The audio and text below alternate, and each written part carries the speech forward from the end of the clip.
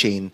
So Mayor Benji, bago niyo po ikwento yung initiatives niyo po sa Baguio, dahil alam ko po nagpaplano na po rin po kayo mag-blockchain. Baka pwede rin po kayo magkwento ng konti sa aming lahat dito yung inyong 2 linggo nag-iimbestiga ng mga katiwalian sa ating bansa. Ano po yung mga nakita po ninyo, ano po yung mga nais niyo pong i-share rin po sa amin? Thank you very much, Mr. Chair. Thank you, and to our special guests and fellow public servants.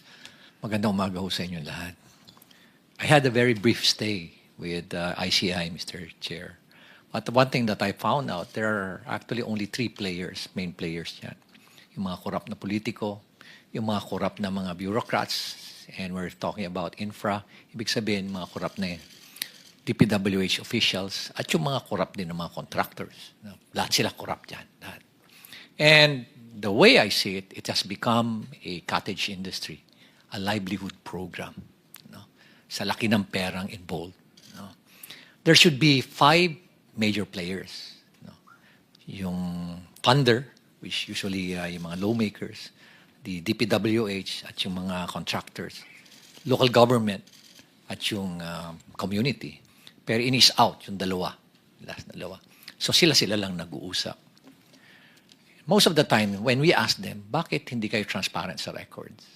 Bakit hindi nyo ilabas? Ang lagi nilang sinasagot is, paano kung i-alter nila? Paano kung baguhin at sirahin kami sa social media? So, ibig sabihin, anong mechanism? And that's the reason why we're pursuing this, itong transparency and accountability mechanism. And na-introduce nga itong blockchain sa amin. So, pag in-introduce mo, sinabi mo na sa mga official na yan na, o bakit hindi nyo i-blockchain? Wala na silang rason. Kasi very weak yung kanilang alibi. Nasabihin na, hindi namin gagawin yan kasi baka nakawin. O kaya baka i-alter kasi sirain pa kami. So, it's a very weak alibi, pero may rason pa rin sila. May lusot sila.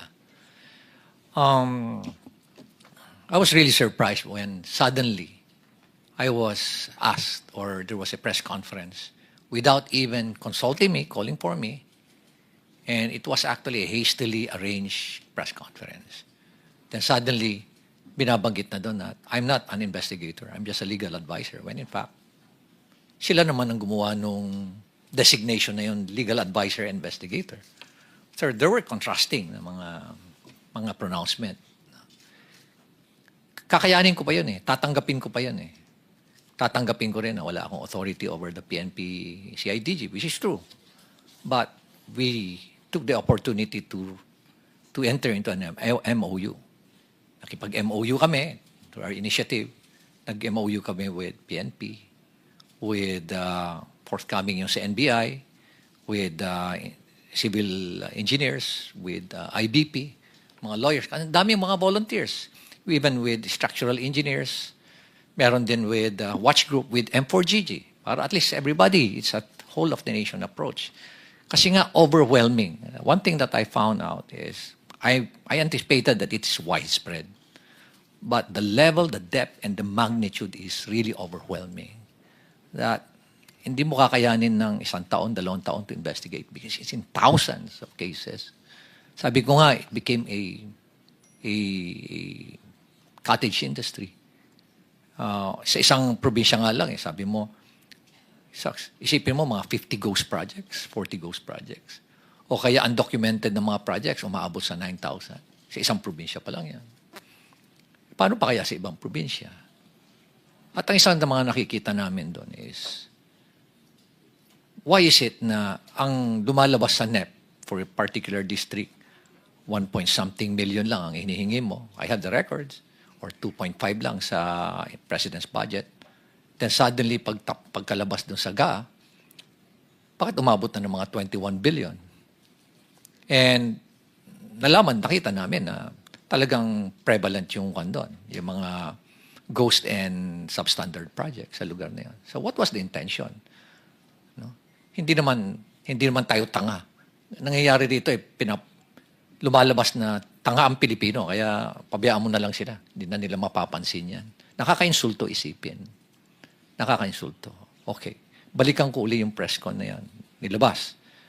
And then, suddenly, tinabi na may conflict naman ako, being the mayor, and at the same time, being a member of the ICI. By the way, I'm not a member of the commission. I'm not a commissioner there. In fact, sila nga yung gumawa ng workaround noon na legal advisor investigator. Pero inis out na ako noon eh. Tinanggal na nila lahat. And then suddenly, here comes a below the belt naman na accusation na ay dahil merong project si Diskaya doon at maanumalyang tennis court. Ay, sobra na yan. Yun na hindi ko matake. Di ba? Parang pinapalabas mo pa na korap ako. Ay, yan na. Mag-aaway na tayo dyan. Ano? Sa unang-una, sabihin ko nga, kung bulok ba ako, lalabanan ko yung mga very powerful na tao dyan. Di ba? You have to make sure that you have the moral ascendancy bago mo labanan yung mga tao. Otherwise, masisira ka din. So nonetheless, I think I struck a nerve. No? I don't like to, expound further. But I believe I struck a nerve or several nerves na they panic at kaya ganun ngayon nangyari.